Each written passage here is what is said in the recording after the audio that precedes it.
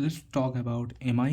তো এমআইয়ের ক্ষেত্রে আমাকে যেটা দেওয়া হবে সেটা হচ্ছে ম্যানেজমেন্ট হচ্ছে এটাই: drugs, best MONA, beta blocker, metoprolol, enoxaparin, statin, MONA for morphine, oxygen, aspirin and clopidogrel and nitrates. এটা হচ্ছে মেন বেসিক ম্যানেজমেন্ট কি? আমি টিমি রিস্ক স্কোর দেখবো for non ST elevated MI, তারপর বেড রেস্ট নেওয়াবো এবং মনিটরিং করাবো। Sublingual nitrate দেবো 0.5 5 মিনিট 3 বার। তারপরে ট্যাব মেটোপ্রোলল দেবো 50 6 ঘন্টায় প্রত্যেক। লো মলিকুলার ওয়েট হেপারিন দেবো। ডুয়েল অ্যান্টিপ্লেটলেট থেরাপি দেবো, অ্যাসপিরিন এবং ক্লপিটোগ্রেল। 300 mg লোডিং ডোজ, তারপর 75 mg daily. At the end of the day আমাকে পিসিআই করতে হবে, পারকিউটেনাস করোনারি ইন্টারভেনশন, 2 থেকে 24 ঘন্টার মধ্যে। 2 ঘন্টার মধ্যে হলে যদি হয়, ভেরি হাই রিস্ক যদি হয় তাহলে 2 ঘন্টায়, আর যদি হাই রিস্ক হয় তাহলে 24 ঘন্টার মধ্যে করতে হবে। এটা হচ্ছে মেন। আর স্টেমাই যেটা আছে সেখানে আমার ম্যানেজমেন্ট হচ্ছে, ট্রিটমেন্ট অফ চয়েস হচ্ছে পিসিআই অর্থাৎ পারকিউটেনাস করোনারি ইন্টারভেনশন, মানে বেলুন এনজিওপ্লাস্টি। যদি door to balloon time within 90 minute হয়, ঠিক আছে, তাহলে আমি send for cath lab for primary PCI করব। কিন্তু যদি আমি একটা রুরাল হসপিটালে পাঠাই যেখানে বেলুন এনজিওপ্লাস্টির সুবিধা নেই, সেক্ষেত্রে আমি থ্রম্বোলাইটিক থেরাপি করব। থ্রম্বোলাইটিক থেরাপি কখন করব? যদি আমি রুরাল হসপিটালে যাই 2 ঘন্টার মধ্যে, তাহলে সে আমাকে পাতি রেফার করে দেবে একটা মেডিকেল কলেজে, সেখানে পিসিআই হবে। যদি 2 ঘন্টার বেশি টাইম হয়ে যায় তাহলে আমাকেই সামলাতে হবে রুরাল হসপিটালে, সেটা হচ্ছে কি থ্রম্বোলাইটিক থেরাপি। তো door to needle time within 30 minutes হতে হবে। কি ইউজ করব আমি? অ্যালটিপ্লেজ, রেটিপ্লেজ এবং স্ট্রেপ্টোকাইনেস। ওকে, পাতি আমার এনসিআরটি। স্ট্রেপ্টোকাইনেস কোত্থেকে আসে? স্ট্রেপ্টোকক্কাস ইকুইমিলিস থেকে। তো রিস্ক কিসের আছে? অ্যানাফাইল্যাক্সিস শকের আছে। সাইড এফেক্ট কি? আমার এটা রক্তকে পাতলা করছে, কাইন্ড অফ ক্লটকে ভাঙছে, রক্তকে পাতলা করছে, তো ব্লিডিং হওয়ার সাইড এফেক্ট। কন্ট্রা ইন্ডিকেশন কি? যদি আগে থেকেই ব্লিডিং হচ্ছে তাহলে কন্ট্রা ইন্ডিকেশন, ওটাই আমি আর দেবো না। মেনস্ট্রুয়েশন কিন্তু কন্ট্রা ইন্ডিকেশন নয়।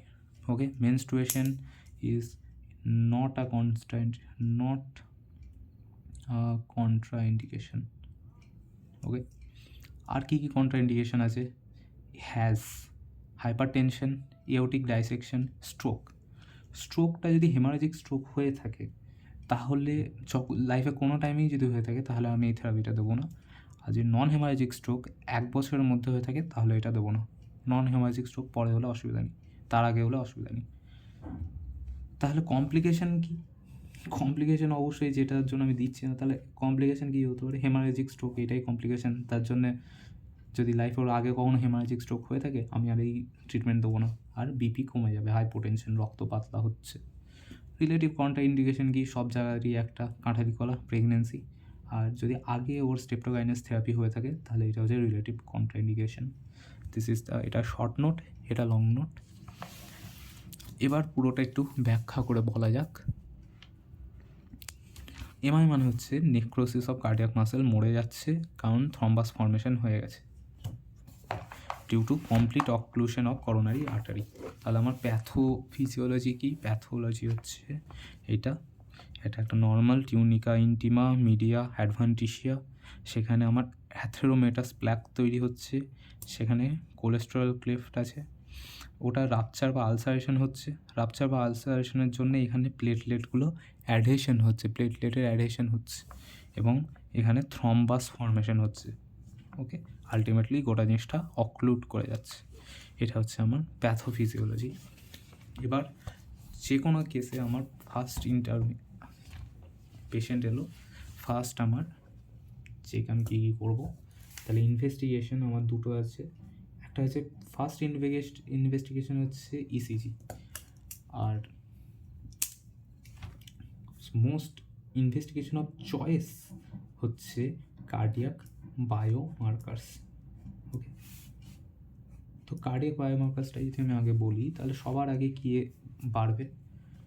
মায়োগ্লোবিনটাই বাড়বে, বাকিগুলো অত মনে থাকবে না, দরকার নেই, মায়োগ্লোবিনটাই বাড়বে সবার আগে। তারপরে most sensitive and specific for MI হচ্ছে troponin 1 R troponin T.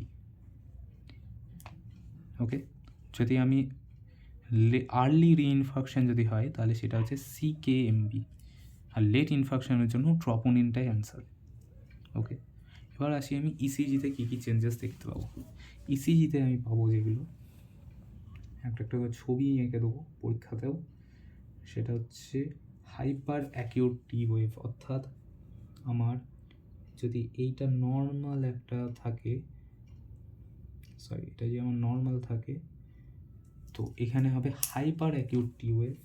That means এটা এমনি করে বেড়ে যাবে। Okay, hyper acute T wave. Next হচ্ছে টি ওয়েভ ইনভার্সন,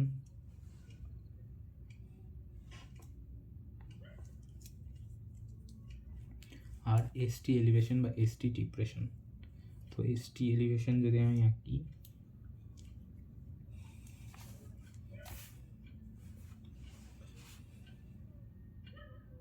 বাড়লো tombstone appearance. Okay, it is tombstone appearance.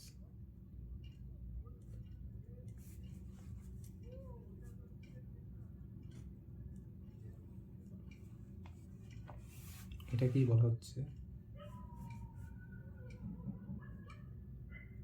পার্ডি sign. দুটোই প্রিভিয়াস ইয়ারের কোয়েশ্চেন। এটা কি? টি ডিপ্রেশন, টি ওয়েভের ডিপ্রেশন। আর এসটি ডিপ্রেশনও হয়ে থাকে in unstable angina and in ST non-ST elevated MI, এই দুটোর ক্ষেত্রে। তাহলে আমি এবার এঁকে নিই। আমার এই ছবিটা আমি কোথায় দেখতে পাচ্ছি? আমি এই ছবিটা দেখতে পাচ্ছি এইখানে। এরকম বাড়লো, এটা বাড়লো, এটা নিচে নামলো না, এটা নেমে এলো, এইটা উল্টে নেমে গেল। এটা হচ্ছে আমার নন STMI। আর এদের দুজনের ক্ষেত্রে আমার হচ্ছে জিনিসটা এইরকম। এটা আমার এলো, বাড়লো, QRS, নেমে আর অতটা উপরে উঠলো না, একটু উঠলো, আবার নিচে পড়ে গেল, আবার উঠলো। ওকে, তাহলে এটা কি? এটা হচ্ছে, যদি আমি এটাকে আমার রেফারেন্স লাইন ধরি, ঠিক আছে, তাহলে এইটা হচ্ছে আমার এসটি ডিপ্রেশন, তার সাথেও টি ওয়েভ ইনভার্সন। এখানে শুধু আনস্টেবল অ্যাঞ্জাইনার ক্ষেত্রে বায়োমার্কার্স যারা আছে, আনস্টেবল অ্যাঞ্জাইনাতে এরা বায়োমার্কার্সটা নর্মাল থাকে, এখানে যেটা আছে বায়োমার্কার্সগুলো এলিভেটেড হয়ে যায়। That's the difference between in this two. আর সেল ডেথের জন্য ডিপ কিউ ওয়েভ তৈরি হয়, যেটা ট্রিটমেন্টের পরেও এই জিনিসটা পারসিস্ট করে। প্রিভিয়াস ইয়ারের কোয়েশ্চেন এটা।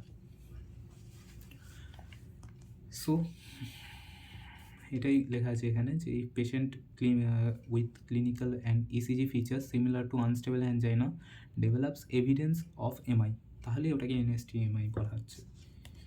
অর্থাৎ পেশেন্ট আমার কি হবে? পেশেন্ট বলবে যে তার সিভিয়ার চেস্ট পেন হচ্ছে, যেটা রেস্টের সময়ই হচ্ছে, নাইট্রেট খেলেও দূর হচ্ছে না, বা রিসেন্টলি হচ্ছে, অর্থাৎ উইদিন 2 উইকস হচ্ছে, উইদিন 2 উইকস শুরু হয়েছে নতুন করে, এবং পেন যেটা আছে সেটা 10 মিনিটের মধ্যে বেশি লাস্টিং করছে। এটা 10 মিনিটেতে কম লাস্টিং করে আনস্টেবল অ্যাঞ্জাইনা, বাট NSTMI এটা 10 মিনিটের থেকে বেশি লাস্ট করছে। তারপরে তো অবভিয়াসলি যেহেতু এটা এমআই, তো পেন তো রেডিয়েটিং করবেই, জ, আর্ম, শোল্ডার রেডিয়েট করছে। এটা ওয়ার্স হচ্ছে ওভার দ্য টাইম। এটাকে বলা হচ্ছে ক্রিসেন্ডো প্যাটার্ন, অর্থাৎ বাড়ছে। ইসিজিতে আমি STLE ডিপ্রেশন পাচ্ছি এবং টি ওয়েভ ইনভার্সন পাচ্ছি। কীরকম? এরকম নেমে গেল, আর উঠলো না, একটু উঠলো জাস্ট টিকে নামানোর জন্য, ব্যাস। এইটা ট্রোপোনিন 1 এবং টিটাকে এলিভেটেড পাবো, তার জন্যই ওটা এমআই। টিমির স্কোর করবো 7-এর বেশি হলে 41% চান্স অফ অ্যাডভার্স ইভেন্ট। তারপরে এইগুলো তো ট্রিটমেন্ট বললামই। নেক্সট হচ্ছে আমার ইসিজি দেখে আমি কোথায় বুঝবো আমার জিনিসটা হয়েছে। তো যদি আমি ইসিজিটা দেখি, এই ছবিটা, এটা হচ্ছে আমার left anterior descending artery. Left anterior descending artery হচ্ছে মোস্ট কমন আর্টারি যেখানে ব্লকেজটা তৈরি হতে পারে। তো এখানে আমি V2 এ সাপ্লাই করছি V2, V3, V4কে। তো আমি লিড 1-এ এবং V2, 3 এবং 4-এ আমি দেখতে পাবো লিড 1 আর 2, 3, 4, V2, 3, 4-এ মধ্যে আমি দেখতে পাবো লেফট অ্যান্টেরিয়র ডিসেন্ডিং আর্টারির ব্লকেজ আছে কিনা। ঠিক আছে, এই চারটে জায়গাতে আমি কী দেখতে পাবো? যদি আমি দেখি ST এলিভেট করে গেছে এবং T ওয়েভ ইনভার্ট করে গেছে, অর্থাৎ এই ছবিটা, তাহলে আমি জানতে পারবো যে লেফট অ্যান্টেরিয়র আর্টারিতে কোন রকমের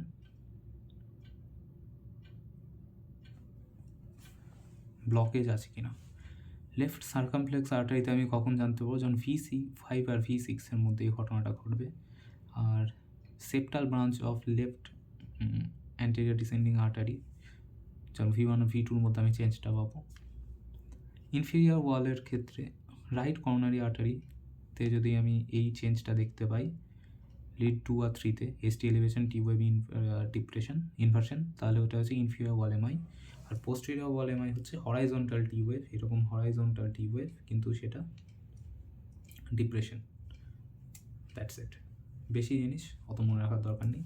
এটা একটা PYQ। অক্সিজেন আমি দেবো হাডসন মার্কসকে, কারণ 6 লিটার হচ্ছে ক্যাপাসিটি, আর SpO2 মোর দেন 93% থাকতে হবে। That's the entire MI. আর কিচ্ছু পড়ার দরকার নেই।